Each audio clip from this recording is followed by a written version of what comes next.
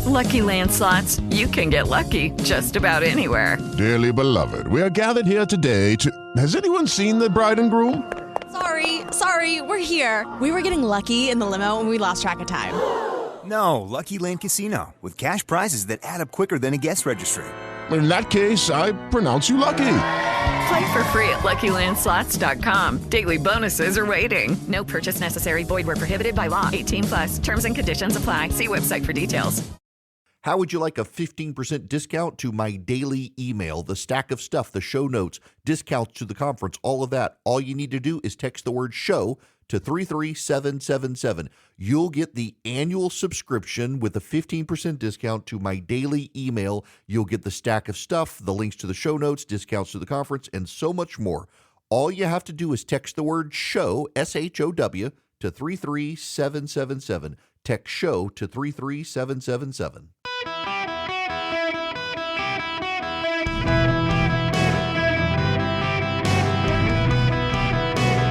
Welcome to the Eric Erickson Show podcast, Hour 1. Greetings, conversationalists. Welcome. It's Eric Erickson here. I sure am glad to have you with me. The phone number, 877-973-7425. Should you wish to be on the program with me today. Y'all, I say all the time that I love live radio. I'm if you text Eric, E-R-I-C-K, to 33777, you can get the podcast link. We put the show up. We divide it into 3 hours. We found people like it that way more than just one massive file. You can also get the live stream. So anywhere in the world you are, you can click the link and listen to me. And the noon to 3 show then repeats all the way until noon the next day on the stream. So you can find ways. But, man, live radio, because I like to cover the news. I like to cover the news as it happens. And you can listen to my podcast next week from today, and you'll miss a lot of stuff, or it won't be timely to you in the way live radio is on your local radio station. And this is a great example. I was going to talk about the 2024 election. We now have our candidates. Trump and Biden are going to be the nominees. I will talk about that. I will take your calls, 877-973-7425. But first, we have breaking news. That's the cool part of live radio, is I hit the microphone at 12. I know what I'm going to talk about. Breaking news happens. Got to shake up the show. Got to make a bunch of phone calls, do a rapid deep dive, and here we go. The witch hunt in Georgia is completely being unraveled. That would be the Fani Willis case against Donald Trump. The judge, Scott McAfee, has tossed 6 charges in the indictment. Now, there are 41 total charges. 6 of them are tossed.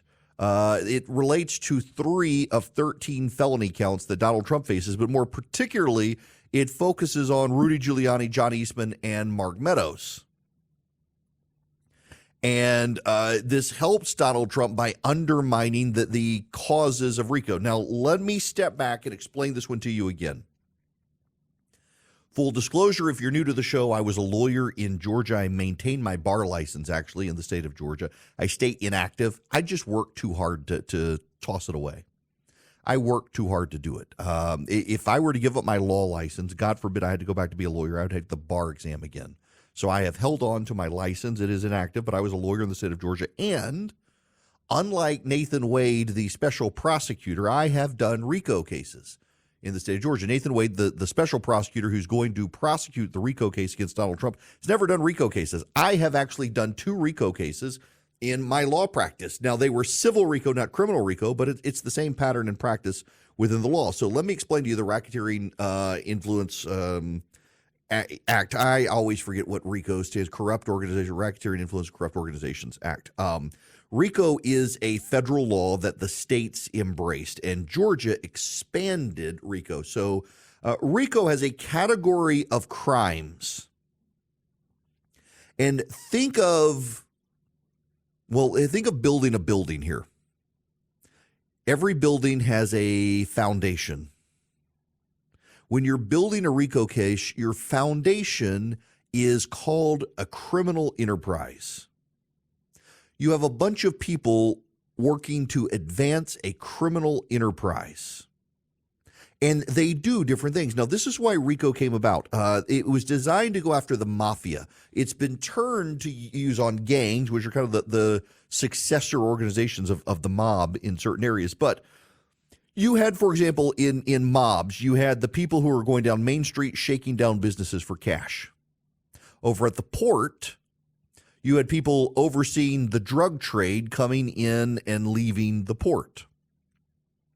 Uptown, you had blackmail organization with elected officials. And then downtown, you had an underground gambling operation. All of the money from all of those flowed back into the criminal enterprise of the mafia family, and they were individual separate acts. So you go round up the extortionists on Main Street shaking down the businesses. They're unrelated to the people at the port. They have no knowledge of the people at the port who are running the drugs, who have no knowledge of the people uptown blackmailing the politicians, who have no knowledge of the people downtown who are operating the underground gambling operations. They're all independent, separate. They have no knowledge of each other. But they all work for the same criminal enterprise. They all work to advance the goal of the mafia family, which is a comprehensive crime. So the federal government came up with RICO, which takes all of those individual acts and ties them all together by saying, though they are disparate, independent, unrecognizably different categories of crimes, all of these independent categories of crimes and all the people involved with no knowledge of each other all have underlying knowledge of the underlying criminal enterprise. And so they're all tied to that foundation, and therefore they can all be prosecuted together as one massive criminal conspiracy. Georgia expanded RICO to include a bunch of additional crimes beyond, I think it's 14 or 17 federal crimes. Extortion, blackmail, and other things all tied in. In Georgia, there are other things, false statements and tampering with elections, things like that, and they're coming after Donald Trump and all these other people with that. So the underlying foundational criminal enterprise is an attempt to steal the election. Now, it's very ironic because Donald Trump claims his actions were because the election was stolen and he was trying to unsteal the election. The state of Georgia maintains the election was not without problems, but a lawful legal election, and the courts agree, and Donald Trump trying to upend that was an attempt to criminally undermine the electoral processes of the state of Georgia. Now, in this regard, down in South Georgia, a group of people went in to try to seize a voting machine and the records of the voting machine and the files related to the voting machine to show that the voting machines could be used to rig the election. They did not have authorization and broke the law in so doing, and that was tied to the criminal enterprise of throwing out the election. Mark Meadows is accused of participating to bring people together for the commissions of the crime, among other things, and pressuring people on Donald Trump's behalf. I think the charges against Mark Meadows are garbage, but they're being pursued. Mark Meadows was just operating as the chief of staff to the president, arranging meetings for the president of the United States. In another situation, someone completely different from the people in Coffee County, not related to and unknown to Mark Meadows, harassed an election worker in Fulton County, Georgia. And all of these things are tied to Donald Trump because they're all part of the supposed criminal enterprise. There's a problem, though. And the biggest issue is that in a criminal trial, you must provide specificity to the charges. You must provide specificity because you got to remember, in American criminal courts, every issue is given the benefit to the defendant. The defendant is presumed innocent, not guilty. The standard for conviction is beyond a reasonable doubt. You can have no reasonable doubt about it. The defendant doesn't have to testify against himself. When he does testify, he can take the Fifth Amendment to not say anything criminally culpable against himself. If married, a spouse cannot be required to testify against a spouse. It's spousal immunity. We try to have the fairest trial possible. It's deeply ironic in the case of Donald Trump, so many people on the left who otherwise want fair, reasonable trials are demanding that the rules be dispensed with because they're so convinced of Donald Trump's guilt. They don't want to treat Donald Trump like any other defendant, and they justify it. Say, well, he is like no other defendant. It's an extraordinary case of someone trying to undermine our democracy. We shouldn't give him the constitutional rights, which means he wins by showing them to be the authoritarians that they claim him to be. What have I always said? Donald Trump's singular superpower? He gets other people to behave in the way they say he behaves. Not that he does, but the way they believe he behaves, they wind up behaving the same way. It's his superpower. Scott McAfee, the judge, found that as written, the allegations that Donald Trump and his friends solicited Georgia officials to violate their oaths of office were too generic. He says the lack of detail concerning an essential legal element is fatal. Now, he's allowing them to appeal or to revise the statements, but essentially just saying that they wanted these people to violate their oath of office. How? How did they wish these people to violate their oath of office? Now, this has nothing to do with, and he has not yet ruled on the issue of Fani Willis and Nathan Wade's relationship. But this is a setback because they're going to have to revise the case if they want to move forward with these. Now, it doesn't undermine RICO. He's found that they've got plausible paths to pursue a RICO case, just not with these 6 claims. But still, it shows you the recklessness with which they put it together. We were sold a case that was careful and deliberate and well-reasoned, and before the judge, we're finding it was not so. Now, later we're going to get into Congresswoman Dean. Congresswoman Dean from Pennsylvania was at the Robert Hur hearing yesterday, and she said she understood that Robert Hur had asked Joe Biden the month of his son's, not the year, but the month of his son Beau Biden's death. And he not only got the month right, he got the day right. And doesn't that directly contradict Robert Hur? Robert Hur says, ma'am, you're going to have to cite the record because I don't believe that's the case. She says, this is what I heard. This is what I heard. Yeah, she watched MSNBC where they made these wild claims. And this is the sort of stuff we're getting from this case out of Fulton County, where you watch MSNBC, you come away mentally defective. MSNBC breaks people's brains. For a network that wrings its hands over misinformation and disinformation, the amount of people lying to the audience on MSNBC is overwhelming. They have willfully mischaracterized the Robert Hur situation. They have willfully mischaracterized the RICO case in Georgia. And people who watch MSNBC must be regularly stunned every day when the revelations come out in the press and the case has little pieces of it thrown away because they were convinced it was an airtight, damnable case against Donald Trump, and yet the judge keeps picking it apart. It was always rushed. This is from Politico.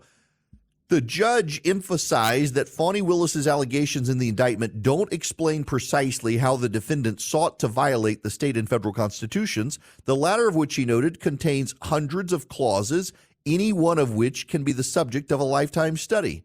They do not give the defendants enough information to prepare their defenses intelligently, as the defendants could have violated the constitutions and thus the statute in dozens, if not hundreds, of distinct ways. Then some of the dismissed counts apply to specifically Ray Smith and Robert Cheeley, 2 of the lawyers who worked on the false elector report. Georgia standards for indictment are strict and require dismissal of a charge containing any ambiguity, while under federal law, defendants can get further detail on a charge through other means. McAfee said this renders his state's courts less efficient, but he's obliged to follow state legal precedent on the issue. His quote, "This is an area of the law where federal courts have achieved greater efficiency, and one might wish that future grand jurors could be spared this inconvenience for something so easily remedied." But nonetheless, stickler for the law, he's throwing out 6 of the charges related to 3 felonies tied to Donald Trump because they were ambiguous. They were rushed. You didn't hear this in many of the legal prognosticators on television because they're all in the tank for the prosecution. They want Donald Trump buried under the jail. Meanwhile, the judicial process works. And that, by the way, before I get out of here, let me just reiterate this. The legal process is working. It may not work well in New York for Donald Trump, but in Georgia, it's working well. In the federal courts, it's working well for Donald Trump. We have a process. It's called due process. And it gives the defendants the benefit of the doubt in so many situations. And prosecutors really have to have airtight cases. If they don't, they get penalized in court. And that's happening in Georgia. This is just proof, not that the judge is in the tank for Trump, but that the system as written and designed to favor defendants to ensure a fair trial is working. And that should give you some faith in the judicial system in the United States. With the Lucky Land Slots, you can get lucky just about anywhere. This is your captain speaking. We've got clear runway and the weather's fine, but we're just going to circle up here a while and get lucky. No, nothing like that. It's just these cash prizes add up quick. So I suggest you sit back, keep your tray table upright, and start getting lucky. Play for free at LuckyLandSlots.com. Are you feeling lucky? No purchase necessary. Void where prohibited by law. 18+ terms and conditions apply. See website for details. Welcome. It's Eric Erickson here. The phone number 877-973-7425. As always, if you text DATA to 33777, you can sign up for the daily email, get a discount as well on that. I don't know if you've heard this or not. Remember the media-gasm over the State of the Union? You know, those Republicans, they're totally debunked now. Joe Biden's got the stamina. I mean, you heard that from reporters. You heard that from the pundits. They were giddy. The Democrats were giddy. Oh, Joe Biden, he hit it out of the park. What did I tell you? What did your host tell you? As I told you, it was designed to solidify his support with Democrats. It was designed to solidify his support with Democrats, even at the expense of everyone else. He had to get Democrats to fall in line, particularly the progressive Democrats. And I said the day after the speech that he risked further alienating the blue-collar workers, part of the Democratic coalition who are non-white, by being so tied to the progressive base. That old man yelling at all of us to get off his lawn for an hour and a half was counterproductive. I told you all of this after the State of the Union. And members of the media, they said, no, Erickson, you don't know what you're talking about. You're so broken by partisanship. It's what he needed to do. Well, we have the new polling out. Joe Biden has hit a new low. His popularity is negative 19.2% down. It's 56.5% disapprove, 37.4% approve. It's a drop from the State of the Union. He damaged himself after the State of the Union. For perspective, on this day, 1,148 days in office, Donald Trump's net approval rating was down 12. George H.W. Bush was down 8. Harry Truman down 8. Obama up 1. George W. Bush up 3. Even Jimmy Carter was up 7. But Biden down 19.2%. Didn't work. Dead cat bounce. Not even bounce. Yo, I got to tell you about my bank, Old Glory Bank. They got a lot they want me to tell you. Let me just tell you this about them. They actually are my bank. They're an advertiser here because I started pushing them to advertise because I think they are a great bank and I want the world to know about it. And I'm happy to have them advertise. Why are they a great bank? They're a great bank because they have a banking bill of rights that you can go to oldglorybank.com and see for yourself. They're not going to cancel your account because they are opposed to you buying guns out of your bank account. They're not gonna give your information to the federal government. They're not going to sell your information to parties to monitor and track you. They have a banking bill of rights. They believe in culturally conservative values, and they stand up for them. You can bank with them like I do at oldglorybank.com. I set up an account online at oldglorybank.com. Took me less than 8 minutes. I'm getting one for my kids as well. Got one for my kids because they have no fees on the checking and savings account, and they have a great interest rate on their savings account. Oldglorybank.com. Member FDIC, equal housing lender. Terms and conditions apply. It really is my bank, and I love them. You will too. This episode is made possible by PwC. When unprecedented times are all the time, it's time to start walking the talk. Leaders like you turn to PwC to see and stay ahead. Upskill your workforce, use intelligent automation, and transform big ideas into breakthrough outcomes. Explore the human-led, tech-powered solutions that help you thrive. It's all part of The New Equation. Learn more at thenewequation.com. Greetings, welcome. It is Eric Erickson here. The phone number 877-973-7425. Should you wish to be on the program, happy to have you. I want to go to the phones here to AJ. Welcome to the show, sir. How are you? I'm great, Eric. Thanks for all you do. Quick question. Just like to know if you think there's any RFK type ticket that would threaten take enough votes away from the Trump campaign or Trump presidency.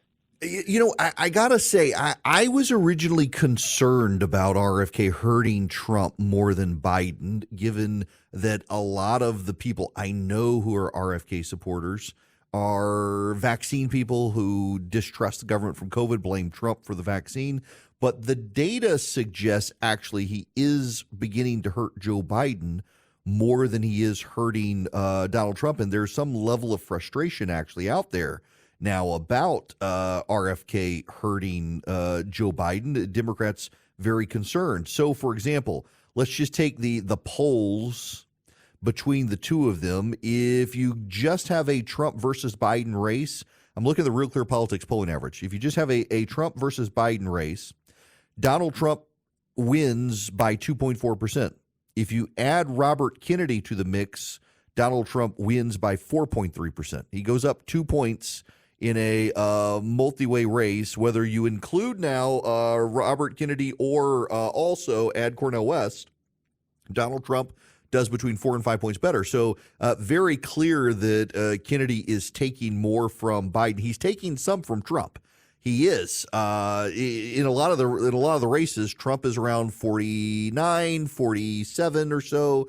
When you add in RFK, it goes down to the low 40s, mid 30s, but Biden falls more than that. So there absolutely is a Kennedy effect, but it's hurting Biden more. Now, who are the Democrats who are going to Kennedy? One, it is people who are passionate Hamas supporters who are upset with Joe Biden being friendly to Israel. The other are protest votes of people who are mad at Biden for various things, and right now they say they're going to Kennedy.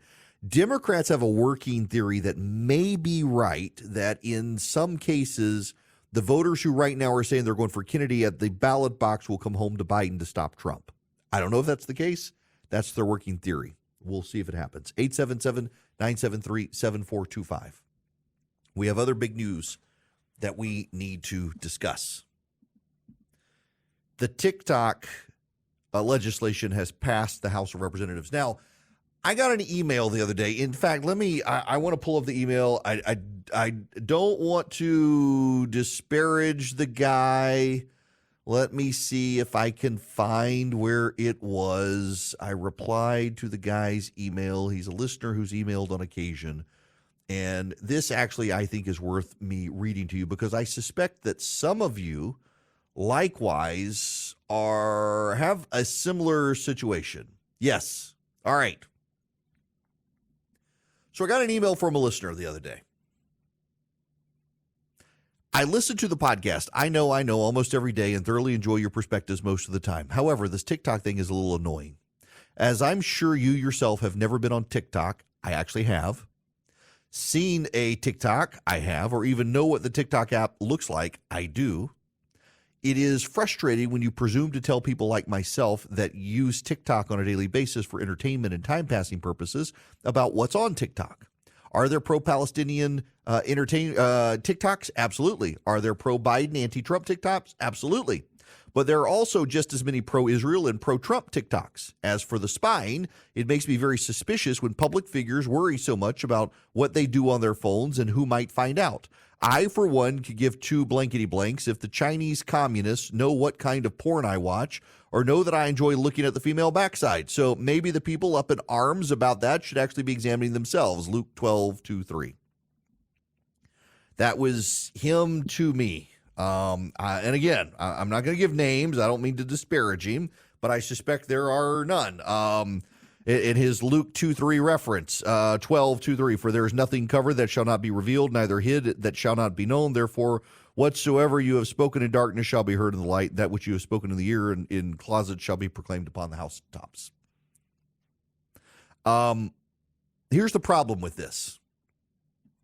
We have a growing body of evidence from our intelligence community that shows a deeply disturbing and sinister pattern of collaboration between TikTok's parent company ByteDance and China. In fact, ByteDance is based in China. They say TikTok is headquartered in Singapore. Actually, ByteDance is a Chinese communist country that is bound by the National Intelligence Law of 2017 and the Counterespionage Law of 2014 in China. It must cooperate with intelligence requests by the People's Republic of China and hand over requested evidence for investigations. This is CNN from June 8th, 2023. In what appears to be a first, a former employee of ByteDance, TikTok's Beijing-based parent company, has outlined specific claims that the Chinese Communist Party accessed the data of TikTok users on a broad scale and for political purposes. In a court filing this week, the former employee of ByteDance, Yintao Yu, alleged that the CCP spied on pro-democracy protesters in Hong Kong in 2018 by using backdoor access to TikTok to identify and monitor the activists' locations and communications.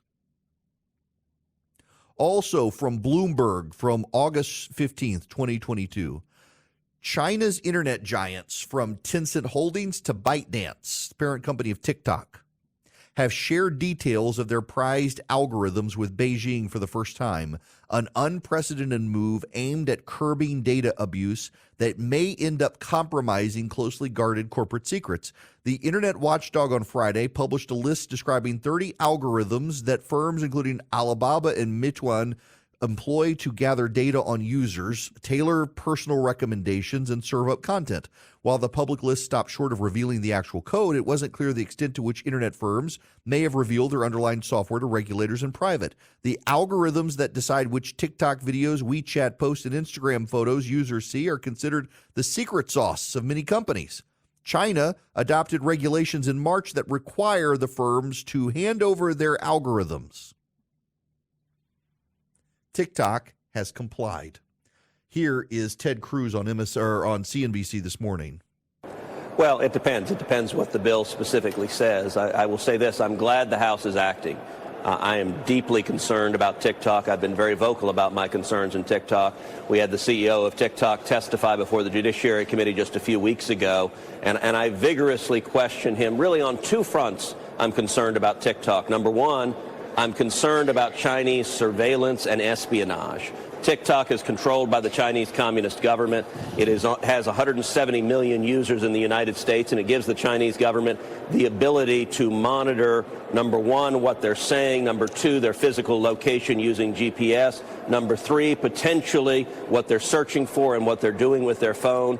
All of that is concerning, and we also know that China has used it to target journalists in particular, going after them on TikTok. That's one set of concerns. A second set of concerns is the propaganda that the Chinese government pushes on TikTok and pushes in particular at kids. And I think it is deeply, deeply harmful. You know, you look right now at the Israel-Hamas war that is unfolding. Every age cohort of Americans, when asked, who's in the right, who do you side with, overwhelmingly Americans side with Israel except for one age cohort. And that is 18 to 29. And we see TikTok in particular pushing pro-Hamas propaganda. I think it is deliberate. I think that is designed by the Chinese government. And so I'm glad the House is acting to address what I think are very serious risks. That was Ted Cruz again talking on CNBC this morning. Jimmy, listen, I don't think the Chinese do care what porn you're looking at, to quote your email to me. I don't actually think they do. What I do think, however, is that they care deeply about your children if you have children. And they are trying to backdoor propagandize to your kids. I mean, for example, so Jacob Hellberg is a member of a congressional research panel called the U.S.-China Economic Security Review Commission. They've been doing research on TikTok, and it turns out that you are 67 times more likely, according to the Wall Street Journal, 67 times more likely to see pro-Hamas propaganda in a fresh algorithm on TikTok than you are pro-Israel propaganda. That's a choice in TikTok's algorithm. Because as emailer Jimmy notes, there's plenty of pro-Israel propaganda, but you get a fresh TikTok account, you're 67 times more likely to see pro-Hamas propaganda. Not only that, we know that China has already used TikTok to monitor and spy on journalists and others. This isn't a hypothetical, it's real. This legislation has passed the House, it goes to the Senate. Whose side are you on here? Ted Cruz or, well, Ilhan Omar? We just had one of your Democratic colleagues, Congressman Moskowitz, on the show last night. He suggested that, for example, when it comes to the Israel-Hamas war, that China is using TikTok's algorithms to ramp up divisions in this country, and that's one of the concerns that he has in terms of national security. Do you think there's any validity to that? What I do think that people are finding discomfort is the fact that for the first time in our nation's history, Americans have access to real images of the horrors that are experienced by Palestinians daily. And the onslaught that is taking place, this horrific assault on Gaza, really is being streamed to every single person here in this country. So we no longer have to rely on legacy media to get. Notice she doesn't want to actually answer the question because she can't combat the data. It's true. Now, Thomas Massie, the congressman from Kentucky, he claims there's a backdoor in the legislation that will allow the government to take over any website and shut it down for election disinformation. Thomas Massie is a recipient of large donations from Jeff Yass. Jeff Yass is the ByteDance investor who has persuaded Kellyanne Conway and Donald Trump to change their minds on TikTok. He's heavily invested in TikTok and opposes the legislation. He's donated to Rand Paul. He's donated to Thomas Massie. He's donated to the Club for Growth. It's not surprising that these libertarians who he's donated to are coming out against it. What is surprising is that Thomas Massie is lying about the legislation, and he actually is lying about the legislation. And I'm not going to mince words here, even though I like the guy, it's a lie. The legislation is very clear. It only applies to websites that are controlled by Russia, China, and North Korea. It allows judicial review, and the controlling interest in the underlying companies relates to those countries. And even then, it doesn't actually allow a shutdown of the platforms. It would force divestment of control by Russia, China, North Korea, and Iran. Iran's in there as well. This isn't a free speech issue. This isn't about shutting down TikTok. Now, China has said, the Chinese Communist Party has said it would rather shut down TikTok than allow ByteDance or force ByteDance to sell it. So China would rather give up the billions of dollars that come from a sale. They'd rather give up those billions of dollars than have ByteDance give up control. Why? Because China controls ByteDance, which controls TikTok, which operates the surveillance app in the United States. It's curious to me that Jeff Yass, who would probably make a lot of money off a sale of TikTok, is opposed to it as well.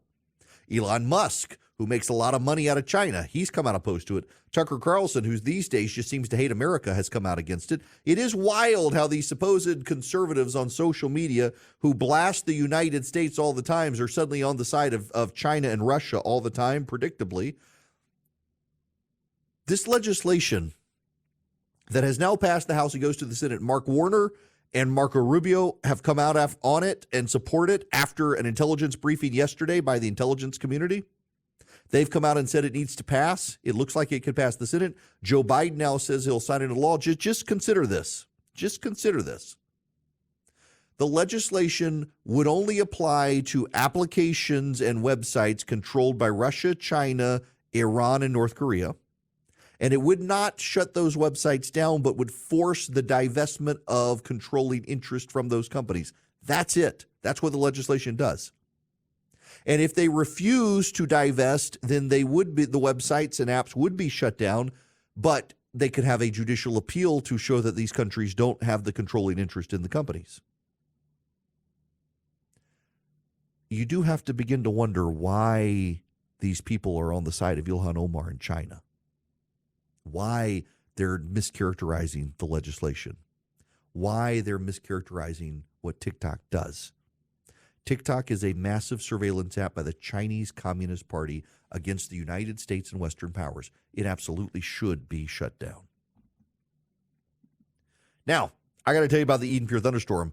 You need to fire up the Eden Pure Thunderstorm, not shut it down. You get 3 of them for less than $200 at EdenPureDeals.com. What are they? They are air purifiers, but they're magical air purifiers that wipe out odors as well.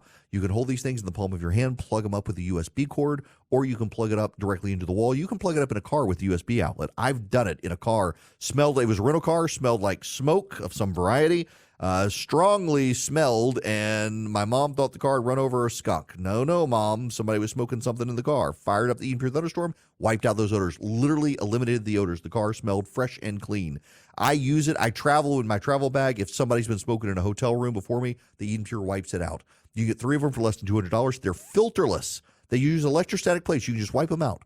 It's fantastic. EdenPureDeals.com. Use the discount code ERIC3, ERICK, the number 3, at EdenPureDeals.com. You get 3, one for upstairs, downstairs, your basement, your attic, your RV, your travel bag, wherever you need them. Get 3 of them for less than $200. EdenPureDeals.com is the website. The discount code ERIC3, ERICK3. They just work. This hour of the program is brought to you by First Liberty Building and Loan nationwide. If you're buying a building, you're building a building, you're buying a franchise, things for your business, reach out to them. They might be able to help you. They make their own lending decisions, and they have since the 1990s. And let me just say this. So I've known the Frost family for years. They're good people. They run First Liberty Building and Loan. If you're like me, you may have a relationship with a bank, and then one day you go in and the banker's gone, and now you got to build a brand new relationship with someone else who doesn't know you. The Frost family, once they get to know you, they're going to be around. So if you're a business and you want a reliable lending partner, FirstLibertyGA.com. Go check them out, FirstLibertyGA.com. Spend 10 minutes with them. See if they're a fit for you. See if you're a fit for them. Well, one person who decided he was no longer fit for Congress is Ken Buck, the congressman from Colorado. So, Congressman Buck, talk to me about a bit what has frustrated you so much about this era of politics, and particularly Congress. What's made it so difficult? You really need me to say that. You need me to explain what's so difficult about this place. I was, as you see, the number 3 in seniority on that committee, and I asked questions last. And you need me to explain what is so complicated about that, or how we try to impeach somebody for a difference in policy. We've taken impeachment and we've made it a social media issue as opposed to a constitutional concept. This place just keeps going downhill, and I don't need to spend my time here.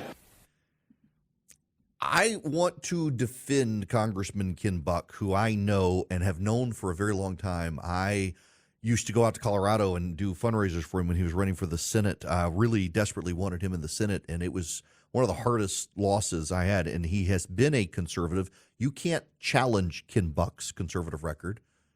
But Ken Buck is an honest man and had no willingness to lie about 2020 and claim the election was stolen, and has been deeply frustrated by the carnival barker side of the GOP in the last couple of years that wants to do things for show, and it's a lot of smoke and mirrors to mask incompetence, and he's done with it. And good for him for recognizing that it's now a clown show, and he wants no part of a clown show. He's a serious man who's not going to waste his time.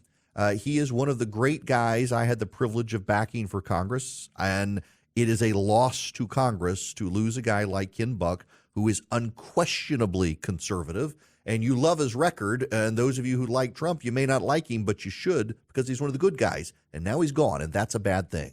Hey, guys, it is Ryan. I'm not sure if you know this about me, but I'm a bit of a fun fanatic when I can. I like to work, but I like fun, too. It's a thing. And now the truth is out there. I can tell you about my favorite place to have fun, Chumba Casino. They have hundreds of social casino-style games to choose from with new games released each week. You can play for free anytime, anywhere, and each day brings a new chance to collect daily bonuses. So join me in the fun. Sign up now at ChumbaCasino.com. No purchase necessary. VGW Group. Void where prohibited by law. See terms and conditions. 18+.